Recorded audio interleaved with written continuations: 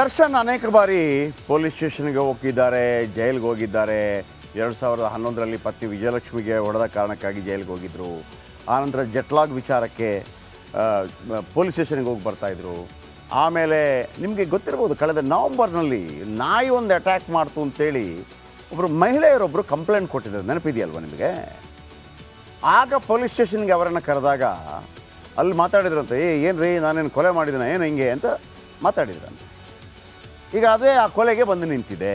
ಬನ್ನಿ, ಯಾಕೆ ಇದನ್ನು ಹೇಳಿದೆ ಅಂತಂದರೆ, ದರ್ಶನ್ ಅವರ ಭಂಡತನವೇ ಅವರಿಗೆ ಇಲ್ಲಿ ತನಕ ಅವರನ್ನು ತಂದು ನಿಲ್ಲಿಸಿದೆಯಾ? ಈಗ ರೇಣುಕಾಸ್ವಾಮಿ ವಿಚಾರದಲ್ಲೂ ಕೂಡ ಅವ್ರಿಗೆ ಗೊತ್ತಿಲ್ವಾ, ನಾನು ಹಿಂಗೆ ಕರೆಸಬಾರ್ದು, ಕಿಡ್ನ್ಯಾಪ್ ಮಾಡಿಸಬಾರ್ದು, ಹೊಡಿಬಾರ್ದು, ನಾನೊಬ್ಬ ಸೆಲೆಬ್ರಿಟಿ, ನಾನು ಮಾಡಿದಿರೋದು ತುಂಬ ರಾಂಗ್ ಆಗುತ್ತೆ. ಹೌದು, ಮೀಡಿಯಾಗಳು ಕೂಡ ಅದನ್ನು ಭಾಳ ದೊಡ್ಡ ಮಟ್ಟದಲ್ಲಿ ತಗೊಳತ್ತೆ. ಆ ಭಂಡತನ ಇತ್ತಲ್ಲ, ಅದುವೇ ಅವರಿಗೆ ಮುಳುವಾಯ್ತಾ? ಬನ್ನಿ, ಇದರ ಬಗ್ಗೆ ಒಂದು ರಿಪೋರ್ಟ್ ನಿಮ್ಮ ಮುಂದೆ.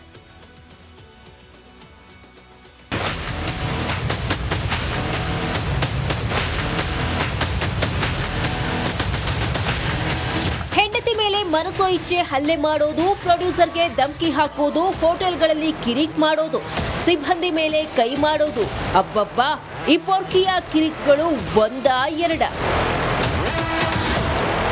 ಅಹಂಕಾರದಿಂದಲೇ ಮೆರಿತಾ ಇದ್ದ ದಾಸ ಒಂದಲ್ಲ ಒಂದು ಕಿರಿಕ್ ಮಾಡಿಕೊಳ್ತಿದ್ದ.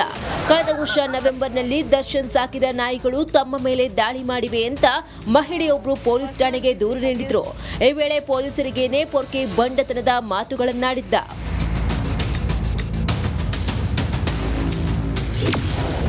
ಪೊಲೀಸರಿಗೆ ಆವಾಜ್ ಹಾಕಿದ್ದ ಪೊರ್ಕಿ. ನಾಯಿ ದಾಳಿ ಮಾಡಿದ ಕೇಸ್ನಲ್ಲಿ ನೋಟಿಸ್ ಕೊಡೋಕೆ ಅಂತ ಪೊಲೀಸರು ದರ್ಶನ್ ಮನೆಗೆ ಹೋಗಿದ್ರು. ಈ ವೇಳೆ ಸೆಲೆಬ್ರಿಟಿಯನ್ನು ಅಹಂ ನೆತ್ತಿಗೇರಿಸಿಕೊಂಡಿದ್ದ ಪೊರ್ಕಿ ಪೊಲೀಸರಿಗೇನೆ ಆವಾಜ್ ಹಾಕಿದ್ದ. ನೋಟಿಸ್ ನೀಡಲು ಹೋಗಿದ್ದ ಇನ್ಸ್ಪೆಕ್ಟರ್ ಬಳಿ ನಾನೇನು ಕೊಲೆ ಮಾಡಿದ್ದೀನಾ ಅಂತ ದಿಮಾಕಿನ ಮಾತನಾಡಿದ್ದ. ಇದಿಷ್ಟೇ ಅಲ್ಲ, ನಾನೇನು ಕೊಲೆ ಮಾಡಿಲ್ಲ, ಬೇಕಿದ್ರೆ ಜೈಲಿಗೂ ಬಂದು ಕೂರ್ತೀನಿ ಬಿಡಿ ಅಂತ ಉಡಾಫಿಯಾಗಿ ಮಾತನಾಡಿದ್ದ.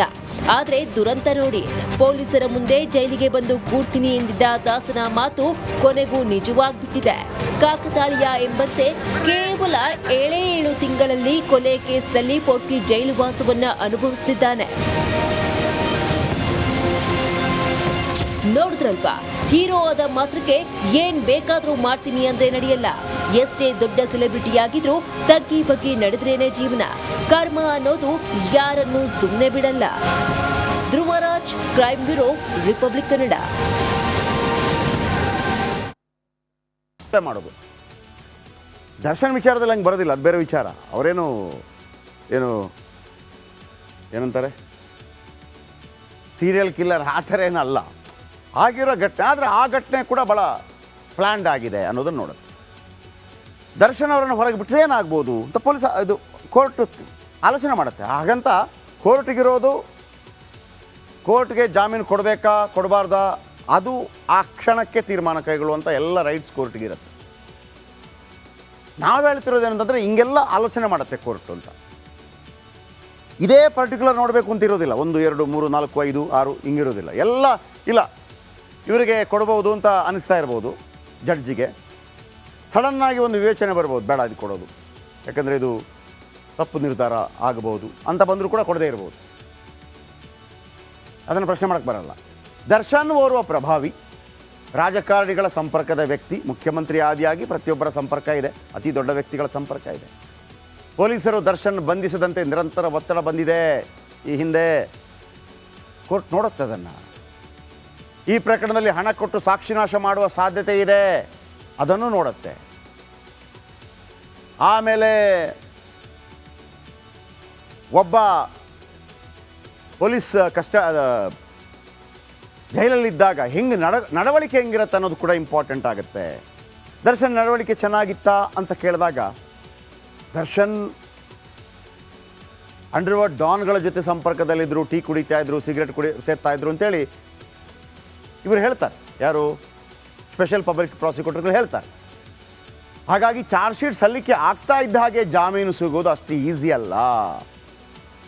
ಆಮೇಲೆ ಇನ್ನೊಂದು ಭಯ ಇದೆ, ದರ್ಶನ್ ಜಾಮೀನಾದರೆ ಅಭಿಮಾನಿಗಳಿಂದ ಮತ್ತೆ ಬೆದರಿಕೆ ಸಾಧ್ಯತೆ. ನೋಡಿ, ಈ ಫೇಸ್ಬುಕ್ಕಲ್ಲಿ ಮತ್ತೊಂದರಲ್ಲಿ ಬೆದರಿಕೆ ಆಗ್ತಾ ಇರ್ತಾರಲ್ಲ, ಮತ್ತೊಂದು ಮಗದೊಂದು ಅಂತೇಳಿ, ಅದನ್ನು ಕೂಡ ಮೆನ್ಷನ್ ಮಾಡ್ತಾರೆ. ನೋಡಿ, ದರ್ಶನ್ ಒಳಗಿದ್ದಾಗಲೇ ಇಷ್ಟೆಲ್ಲ ಬೆದರಿಕೆ ಆಗ್ತಾ ಇದ್ದಾರೆ, ವಾಯ್ಸ್ ಮೆಸೇಜ್ ಆಗ್ತಾ ಇದ್ದಾರೆ.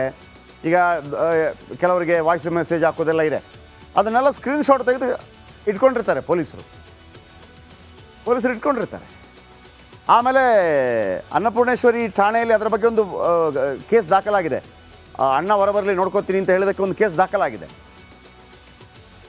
ಸೊ ಹಾಗಾಗಿ ಇದೆಲ್ಲ ಇದ್ದಾಗ ದರ್ಶನ್ ಅವರ ವಕೀಲರು ಏನು ಮಾಡ್ತಾರೆ ಅನ್ನೋದು ವೆರಿ ಇಂಪಾರ್ಟೆಂಟ್ ಆಗತ್ತೆ. ಈಗ ವಕೀಲರು ಏನು ಮಾಡ್ಬೋದು? ವಕೀಲರು, ನಾನು ಆವಾಗಿಂದ ಹೇಳ್ತಾ ಇದ್ದೆ, ಮಣ್ಣು ಸಿಕ್ಕಿದೆಯಲ್ಲ, ಏನು ಸರ್ ಇದರಿಂದ ಏನಾಗುತ್ತೆ ಅಂತ ನೀವು ಹೇಳ್ಬೋದು. ವಕೀಲರು ಯಾವ ರೀತಿ ಕೂಡ ಅಂದರೆ ಅವ್ರಿಗೆ ಅವಕಾಶ ಇದೆ, ವಾದ ಮಾಡ್ಬೋದು. ಆ ವಾದ ಅವರು ಸರಿ ಮಾಡಿದ್ರು, ತಪ್ಪು ಮಾಡಿದ್ರು, ಸತ್ಯದ ಪರವಾಗಿ ಮಾಡಿದ್ರು, ಸತ್ಯದ ವಿರುದ್ಧವಾಗಿ ಮಾಡಿದ್ರು, ಅದೆಲ್ಲ ಸೆಕೆಂಡ್ರಿ. ಎಷ್ಟು ಅದ್ಭುತವಾಗಿ ವಾದ ಮಾಡ್ದ, ಪೀಠಕ್ಕೆ, ನ್ಯಾಯಪೀಠಕ್ಕೆ ಮನವರಿಕೆ ಮಾಡಿಕೊಳ್ಳರಲ್ಲಿ ಸಫಲರಾದ್ರ ಇಲ್ವ ಅಷ್ಟೇ. ರೇಣುಕಾಸ್ವಾಮಿ ಕೊಲೆ ಕೇಸ್ನಲ್ಲಿ ದರ್ಶನ್ ಭಾಗಿತ್ವ ಪ್ರಶ್ನೆ ಬರುತ್ತೆ. ದರ್ಶನ್ ಇದ್ರಲ್ವ ಇದರಲ್ಲಿ? ಕಿಡ್ನ್ಯಾಪ್ ಮಾಡುವಾಗ, ಕೊಲೆ ಮಾಡುವಾಗ ದರ್ಶನ್ ಇರಲಿಲ್ಲ ಅಂತ ಹೇಳ್ಬೋದು. ಕಿಡ್ನ್ಯಾಪ್ ಮಾಡುವಾಗ ಮತ್ತು ಕೊಲೆ ಮಾಡುವಾಗ ದರ್ಶನ್ ಇರಲಿಲ್ಲ ಹೇಳ್ಬೋದು. ಚಾರ್ಜ್ ಶೀಟ್ ಸಲ್ಲಿಕೆಗೆ ಕಾಯ್ತಾ ಇದ್ದ ದರ್ಶನ್ ಪರ ವಕೀಲರು, ನಾನು ಮೊನ್ನೆ ಹೇಳಿದೆ, ಎಲ್ಲ ಓದ್ತಾರೆ ಈಗ ಕೂತ್ಕೊಂಡು. ದರ್ಶನ್ ಪರ ವಕೀಲರಿಂದ ಬೇರೆ ಬೇರೆ ಎಲಿಬಿ ಕ್ರಿಯೇಟ್ ಅಂತಂದರೆ ಅದೇನು ಅಂತಂದರೆ, ಈಗ ಒಬ್ಬ ಕೊಲೆ ಜಾಗದಲ್ಲಿ ಸಿಕ್ಕಾಕೋತಾನೆ ಅಂತ ತಿಳ್ಕೊಳ್ಳೋಣ.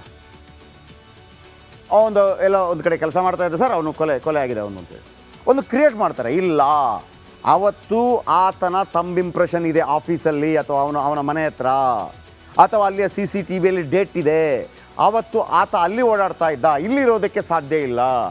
ನ್ಯಾಯಾಲಯ ಕೇಳೋದು ದಾಖಲೆ. ದರ್ಶನ್ ಇರಲಿಲ್ಲ, ಕೊಲೆನೇ ಮಾಡಲಿಲ್ಲ ಅಂತ ಹೇಳ್ತಾರೆ. ದರ್ಶನ್ ಇರಲಿಲ್ಲ, ಕಿಡ್ನ್ಯಾಪ್ ಕೊಲೆ ಬಗ್ಗೆ ಉಳಿದವರು ಮಾಹಿತಿ ಕೊಟ್ಟರು ಅಂತ ಹೇಳ್ಬೋದು. ದರ್ಶನ್ ಇದರಲ್ಲಿ ಇರಲೇ ಇಲ್ಲ, ದರ್ಶನ್ ಅವರನ್ನು ಖುಷಿಪಡಿಸೋದಕ್ಕೆ ಇವರೆಲ್ಲ ಸೇರಿ ಮಾಡಿದ್ರು ಅಂತಲೂ ಹೇಳ್ಬೋದು. ಹೀಗಾಗಿ ದರ್ಶನ್ ಕೊಲೆಯಲ್ಲೇ ಭಾಗಿಯಾಗಿಲ್ಲ ಅಂತ ವಾದ ಮಾಡ್ಬೋದು. ಆಮೇಲೆ ಇನ್ನೊಂದು ಬರ್ಬೋದು, ನೋಡಿ ದರ್ಶನ್ ಅವರು ಭಾಳ ದೊಡ್ಡ ಸೆಲೆಬ್ರಿಟಿ, ಚಿತ್ರರಂಗದಲ್ಲಿ ಒಬ್ಬರನ್ನು ಹಣಿಯೋದಕ್ಕೆ ಪ್ರಯತ್ನಗಳಾಗತ್ತೆ, ಇದು ದರ್ಶನ್ ಅವರನ್ನು ಸಿಕ್ಸ್ ಹಾಕೋದಕ್ಕೆ ಮಾಡಿರುವಂಥ ಕುತಂತ್ರ ಅಂಥೇಳಿ ವಾದ ಮಾಡ್ಬೋದು. ಇದಕ್ಕೆ ಪೂರಕವಾದ ಎಲ್ಲ ದಾಖಲೆಗಳನ್ನು ಕ್ರೋಢೀಕರಣ ಮಾಡಬಹುದು. ನಕಲಿ ದಾಖಲೆನೋ ಮತ್ತೊಂದು ಮಗದೊಂದು ಏನೋ ಗೊತ್ತಿಲ್ಲ, ಕೋರ್ಟ್ ನೋಡ್ಕೊಳತ್ತೆ ಅದನ್ನು. ಇವರು ವಾದ ಮಾಡಿದಾಗ ಇಲ್ಲಿ ಪಬ್ಲಿಕ್ ಪ್ರಾಸಿಕ್ಯೂಟರ್ ಪ್ರಸನ್ನ ಕುಮಾರ್ ಇದ್ದಾರಲ್ಲ, ಅವರದಕ್ಕೆ ಕ್ರಾಸ್ ಕ್ವಶನ್ ಆಗ್ತಾ ಹೋಗಬೇಕು. ಹೌದಾ, ಅವರು ಇರಲಿಲ್ವಾ, ಮತ್ತು ಶೂ ಅಲ್ಲಿ ಮಣ್ಣು ಹೆಂಗೆ ಬಂತು, ಅವರು ಅಲ್ಲಿದ್ದರೆ, ಮೈಸೂರಲ್ಲಿದ್ದರೆ, ರ್ಯಾಡಿಸನ್ ಬ್ಲೂ ಹೋಟೆಲಲ್ಲಿದ್ದರೆ ಮಣ್ಣು ಹೆಂಗ್ರಿ ಬಂತು ಅಂತ ಕೇಳ್ತಾರೆ. ಮಣ್ಣಿತ್ತು, ಹಾಗಿದ್ರೆ ಇದ್ರು ಅಂತ. ಈ ಥರ ಭಾಳ ರೋಚಕವಾಗಿರುತ್ತೆ. ಹೀಗಾಗಿ ರೇಣುಕಾಸ್ವಾಮಿ ಕೊಲೆಯನ್ನು ನೋಡಿದ ಸಾಕ್ಷಿಗಳು ಈಗ ಭಾಳ ಮುಖ್ಯವಾಗ್ತಾರೆ. ಈ ಮೂವರು ಸಾಕ್ಷಿಗಳು ದೃಢವಾಗಿ ಎಸ್ ಹಿಂಗಾಗಿದೆ ಅಂತ ಹೇಳಿದರೆ ಮಾತ್ರ ದರ್ಶನ್ಗೆ ಶಿಕ್ಷೆ ಆಗ್ಬೋದು. ಒಂದು ವೇಳೆ ಜಾಮೀನು ಕೊಟ್ಟಾಗ ಪ್ರಮುಖ ಸಾಕ್ಷಿಗಳನ್ನು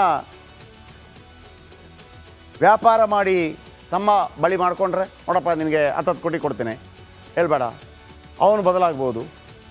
ಹಣ ಕಂಡಾಗ ಹೆಣ ಬಾಯ್ಬಿಡುತ್ತೆ, ಗೊತ್ತಿಲ್ಲ, ಜಸ್ಟ್ ಹೇಳಿದ್ದಾನು. ಆ ಪ್ರತ್ಯಕ್ಷ 3 ಸಾಕ್ಷಿಗಳು ಉಲ್ಟಾ ಹೊಡೆದ್ರೆ ಅದು ಜಾಮೀನಿಗೂ ಅವಕಾಶ ಆಗ್ಬೋದು, ಅಥವಾ ಹೊರಗಿನಿಂದ ಯಾರು ಅಂತ ಗೊತ್ತಾಗಿ ಅದನ್ನು ಮಾಡಿಸಿರ್ಬೋದು. ಇದೆಲ್ಲ ಬರುತ್ತೆ. ಸೊ ಹಾಗಾಗಿ ಜಾಮೀನು ಅರ್ಜಿ ಸಲ್ಲಿಸ್ತಾ ಇದ್ದಾರೆ, ಅವರಿಗೆ ಅವಕಾಶ ಇದೆ ಸಲ್ಲಿಸೋದಕ್ಕೆ. ಕೋರ್ಟ್ ಇದನ್ನು ಭಾಳ ಸೀರಿಯಸ್ ಆಗಿ ತಗೊಂಡಿದೆ ಈ ಕೇಸನ್ನು. ಯಾಕಂದರೆ DCP ಗಿರೀಶ್ ಮತ್ತು ACP ಚಂದನ್ ಅದ್ಭುತವಾಗಿ ಕಾರ್ಯನಿರ್ವಹಿಸಿದ್ದಾರೆ. ಅವರಿಬ್ಬರು ಹೇಗೆ ಕಾರ್ಯನಿರ್ವಹಿಸಿದ್ರು ಅನ್ನೋದನ್ನು ಕೂಡ ಹೇಳ್ತೀನಿ.